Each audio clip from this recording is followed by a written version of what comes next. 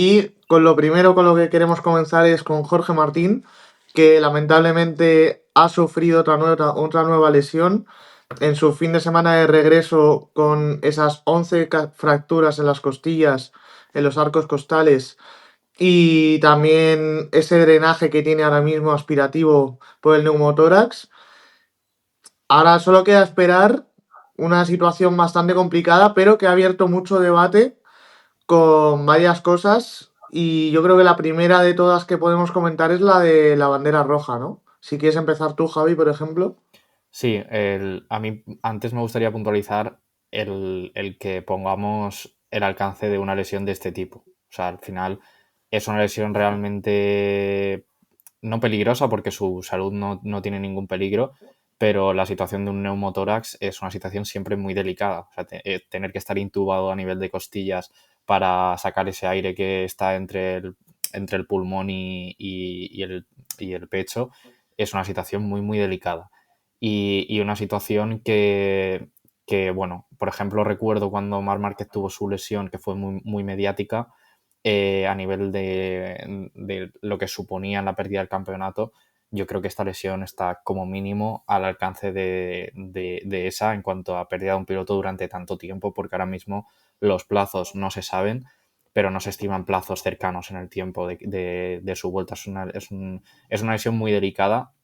Lo primero por las costillas muy delicadas y muy dolorosas. Lo segundo por el neumotórax, que es una situación a nivel de vital que tiene que estar perfectamente recuperada y no puedes adelantar ningún plazo. Entonces, bueno, creo que tuvimos mucha suerte. Fue un pequeño milagro lo que sucedió en Qatar con Jorge Martín y que no o sea, pudo ir a más por esa situación de la bandera roja, una situación que nadie entendimos y que no puede ser que estén atendiendo a un piloto en pista en una claramente que se vio en pantalla, en un punto en el que es un punto en el que puede ser de caída, o sea, al final es una trayectoria en la que si se caen en la segunda curva de derechas, la moto va directamente hacia la zona en la que cayó Jorge, como fue el caso de Jorge, que acabó allí y dirección de carrera no tomó ninguna medida para parar la carrera o para intentar salvaguardar la seguridad tanto de los Marshalls como de Jorge. Para mí, no, este tipo de cosas no tienen sentido y lo que más me enfada es que luego tampoco se salga a dar ningún tipo de explicación al respecto, como si fuese lo normal. Creo que no podemos pasar por alto este tipo de situaciones y cuantas más personas lo conozcan, creo que hacemos un favor por lo que más nos gusta, que es el motociclismo, porque si otro piloto llega a caer allí, no hubiese sido responsabilidad del piloto. Un piloto está concentrado a niveles en los que incluso a veces es muy difícil ver las banderas. O puedes ver una bandera amarilla, pero no fijarte en que hay un piloto tendido en el suelo y que lo están atendiendo, puedes simplemente ver la bandera amarilla. Hubiese sido responsabilidad de dirección de carrera. Y al final, pues bueno, yo creo que la suerte acaba premiando de nuestro lado y no se dan este tipo de situaciones, pero esto no es ponerse dramático, es ponerse realista. Si llega a haber otra caída ahí, hubiésemos tenido un problema muchísimo mayor. Te acabo de pasar un pantallazo por si lo quieres poner. Sí, añadiremos ahora Al mismo final pantallazos de la situación. explica un poco todo esto.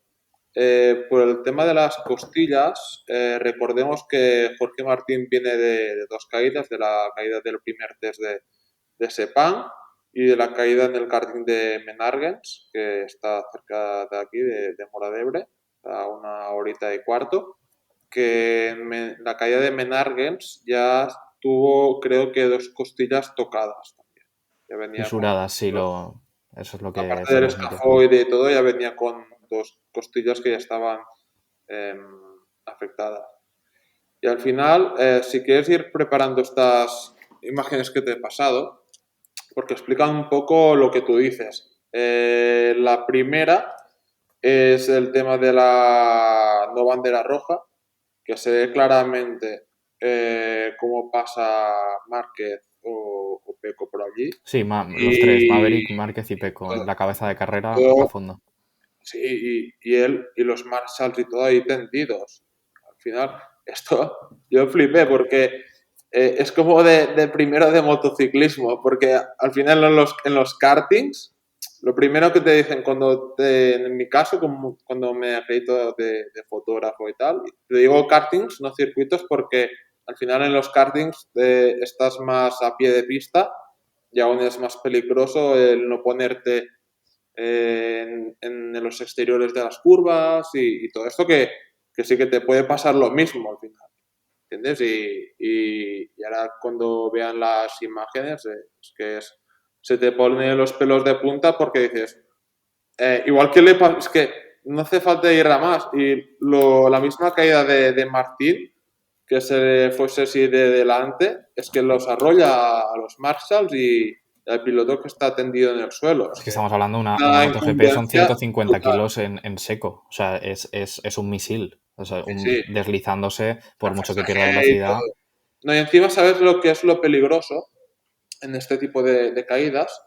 Es que como la moto va deslizando y no hay asfalto, digamos, es grava, el cambio de desnivel hace que, pum, Que la dé moto vueltas. baje, pille estribera y empiece a dar vueltas de campana y les caiga la moto en la cabeza. Es que es así.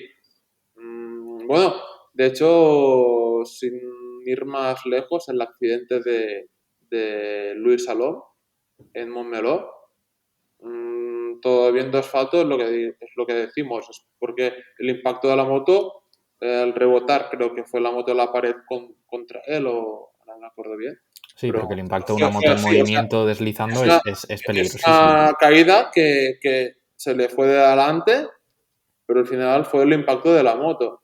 A mí me viene uno muy cercano más o menos, que fue, si no recuerdo mal, Silverstone 2018, que en una clasificación comenzó a llover y una moto arrolló a Tito Rabat. Sí, a la pierna, a la pierna. Y En la Y, Tito de Rabat se destrozó la pierna. y la añado yo más, Lorisca, incluso Puede situaciones. ser, sí. Sí, sí, sí. Otra situación creo que también fue 2018-2019 en Valencia, que cayó Johan Zarco y lo arrolló Iker Lecuona, con la Sí. moto de sí, Iker Lecuona. es verdad, sí, O sea, sí. es que no es una situación que nos inventemos, es que es una situación que ha sucedido. Y yo lo vi desde la grada, desde la grada azul de Cheste, lo vi en primera persona. Que era el año Y que el Iker Lecuona debutaba debuta. en MotoGP Bravo. en las últimas carreras. Eso es. Eso es. Y se caen separados. Se cae primero Johan Zarco, se cae después Iker Lecuona y la moto en una curva, por cierto, en subida. Es decir, que la moto pierde muchísima velocidad en esa curva. Pero bueno, que se escuchó el impacto. O sea, que no fue cualquier cosa. No es una situación rocambolesca que no haya sucedido, es que ha sucedido. Sí. Y aquí había más de dos personas trabajando para salvaguardar la lesión de Jorge Martín y ayudarle tras la caída. Yo creo que es algo que no entiendo cómo sigue sucediendo. O sea, es verdad que hablaba con Álvaro antes de iniciar el podcast que evidentemente en motociclismo las situaciones de bandera roja no hay un punto intermedio como puede haber en automovilismo a nivel de safety car o de virtual safety car que pueda paralizar un momento la carrera y después relanzarla. La situación es o continúa la carrera o la paramos. Y esta situación hace que dirección de carrera a veces dude. Pero también la situación del motociclismo no es la del automovilismo. La seguridad es inferior porque el piloto queda tendido, el cuerpo del piloto queda tendido en el suelo. Entonces, yo no sé hasta qué punto esto es una situación a futuro a valorar, pero hoy por hoy, porque quizá hay gente que se pregunta el por qué no existe esta figura en los campeonatos del mundo de motociclismo y es por el simple hecho de que la pérdida de temperatura en un neumático de moto es una situación muy peligrosa de cara a relanzar una carrera tras haber estado varias vueltas a un ritmo muy lento. Pero sí que creo que quizá encontrar soluciones intermedias de algún tipo sería lo ideal para que este tipo de situaciones en las que dirección de carrera duda porque les da miedo paralizar la carrera, porque es pararla, y en este caso, si mal no recuerdo, darla por terminada. No sé si se habían superado los 2 tercios Era de en carrera. la vuelta, pero que lo tengo aquí, que tengo la... Yo creo que sí, que se habían superado los 2 tercios. Sí, Sí, era la vuelta 14. Sí, o sea, se había o superado el sea, nivel de hubiese carrera. sido finalizar la carrera y por Sí, tanto les da mucho miedo tomar esas decisiones, pero si es un gran problema, a un gran problema hay que poner una gran solución. Si es un gran problema parar una carrera cuando hay un piloto tendido, porque a nivel económico, a nivel de patrocinios, a nivel de espectáculo, te rompe por completo, lo primero que tienes que velar es por la seguridad y por tanto tienes que encontrar una solución X que desconocemos para que una carrera pueda continuar, pero en ese momento se vele por la seguridad del piloto. Creo que es necesaria este paso. Sí, yo pienso también que, tienes razón en todo lo que has dicho. Y creo también que la figura de Simon Crawford también es un director más, lo que digo, es rookie, pero pienso que él habrá tomado nota y hará algo porque era ya como comentarista y como pit reporter, por lo que he podido ver y explicado, era muy, digamos, está muy al lado de los pilotos y creo que habrá tomado nota y para solucionarlo, para que no vuelva a pasar. Pero es lo que tú dices, al final no es como una carrera de coches que puedes poner el safety car y que van todos, digamos, en fila, pero lo que decimos, que era una situación que perfectamente hubiese podido ser muy, muy peligrosa si un piloto se cae de delante. Mira, a mí una situación que se me ocurre, así estaba pensando a bote pronto, y yo no voy a solucionar nada, pero quizá lo que se podría hacer y que daría espectáculo es el reinicio de carrera tipo flag to flag. O sea, mantener una especie de safety car mientras lo están atendiendo y que en un momento dado se abra la ventana de cambiar de moto con calentadores para que puedan salir con en condiciones óptimas. No sé si, o sea, es que al final no sé si sería posible, pero creo que Igual tienen que es buscar. enrevesar mucho el plan. Claro, pero tienen que buscar una por situación. ejemplo, imagínate que te pasa esto y estás dentro de la situación flag to flag. Digamos que te pasa esto, pero que esta pista ni que está lloviznando o que...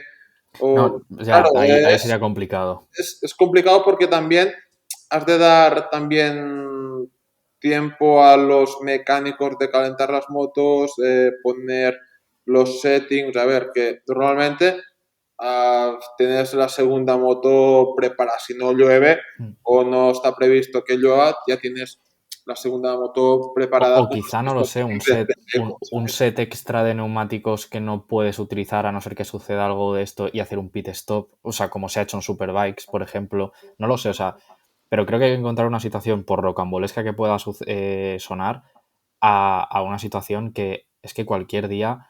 El año pasado también sucedió o hace 2 años, no recuerdo, pero bueno, con Jorge Navarro en Phillip Australia. Island, en Australia, que tenía una fractura de tibia y peroné y estaba tendido en el suelo sin casco y estaban pasando las motos. Es que es recurrente. Es verdad, cierto, Es, cierto. es muy recurrente. O sea, no Estaba sé. con el Pons, puede ser.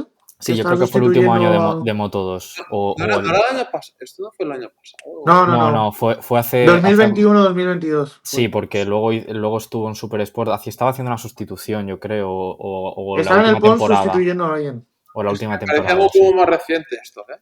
Sí, a mí Y era una también, pero sustitución porque estaba en Super Sport haciendo algo. sí. Sí. El caso Porque es que, luego bueno, sustituyó a Baldassarri, puede ser, y tal.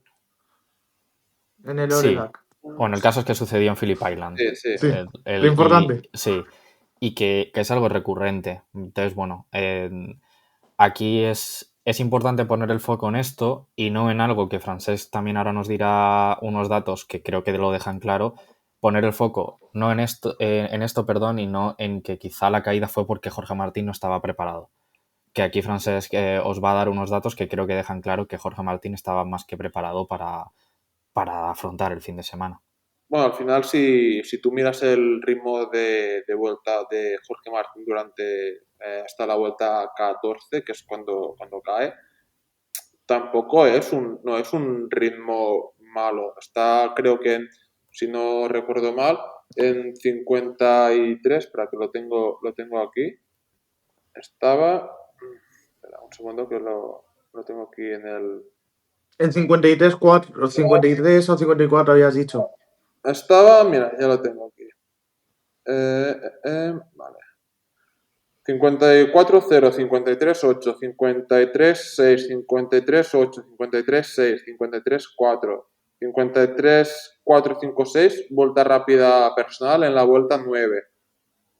Después sí que en la vuelta 11 ya empieza pasa de la vuelta 10 con 53, 7 a la vuelta 11 un 54-3 y un 54-4 en la 12 y otro igual en la 13, pero es que si miras a Augusto Fernández, estaba igual o peor, Sí, o el Chandra, y que Augusto Fernández, que es lo que explicaré ahora, cae en la misma vuelta, en la 14, pero como se vio, cae no unos metros antes, sino quizás al principio de la vuelta 14, y Jorge cae al final.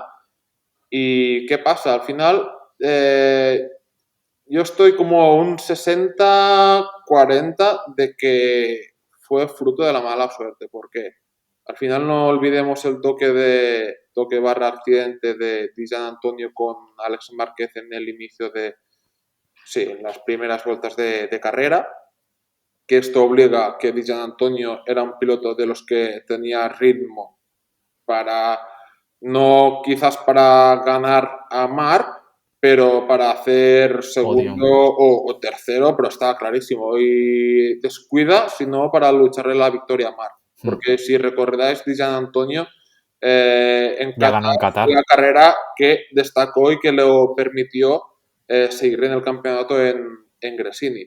Entonces, ¿qué pasa? Si Gian Antonio no hubiese caído, Jorge Martín por detrás, con la caída de Augusto Fernández y Chantra estando más lejos, no lo habría arrollado nadie, ¿entiendes? Y por ejemplo, si os fijáis también, la vuelta 13 de San Antonio rueda en 52-9, perdón, en la vuelta 12+1, o sea, es un poco